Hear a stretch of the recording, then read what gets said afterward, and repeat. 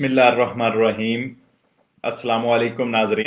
Italian government की तरफ से पेंशन और त्रेदिचेज़मा जो तनख्वाह 13वीं तनख्वाह आती है वो छुट्टियों को मद्देनजर रखते हुए एडवांस देने का जो है वो वादा किया गया है। इस तरह पेंशन और 13वीं तनख्वाह 25 नवंबर के बाद जो है वो आनी शुरू हो जाएगी और आपको ये नवंबर के आखिरी दिनों और दिसंबर के पहले 4-5 दिन में मिल जाएगी। जिन लोगों को पेंशन और 13वीं तनख्वाह मिलनी है उनको ये उनके नाम, नोमे और कन्योमे के जो अल्फाज हैं उसके हिसाब से दी जाएगी।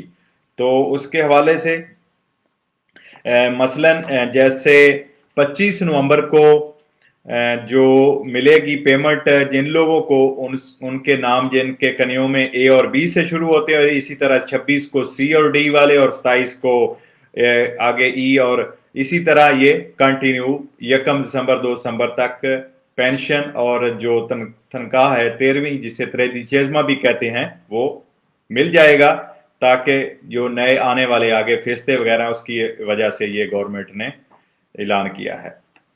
दूसरी शार्ट लाइन जो रेडी तो एमरजेंसा के हवाले से है उस पर अगर बात करते हैं तो उसके हवाले से जिन लोगों का ईज़े 15,000 यूरो से कम है और उनका रेजिडेंस वैलिड है, इटालिया में चल रहा है, उन लोगों के लिए 2 किस्तें नवंबर और दिसंबर की जो है वो दोबारा गवर्नमेंट की तरफ से रखी गई हैं और ये फैमिली मेंबर के हिसाब से दिया जाता है। ये 400 यूरो से 840 यूरो तक भी है।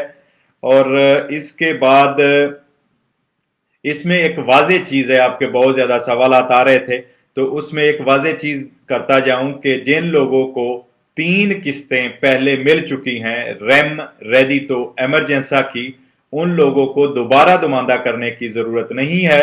उनको ऑटोमेटिक उनका जो नवंबर और दिसंबर का बोनस है रेम एमरजेंसा वो आ जाएगा। इसके अलावा तमाम वो लोग जो जिन्होंने 2 किस्तें ली या जिनको बिल्कुल मिला ही नहीं, रिजेक्ट हो गया, लेकिन उनका ईज़े 15,000 यूरो से कम है और वो इस कैटेगरी में आते हैं तो उनके लिए जो है दोबारा दुमानदा करना होगा।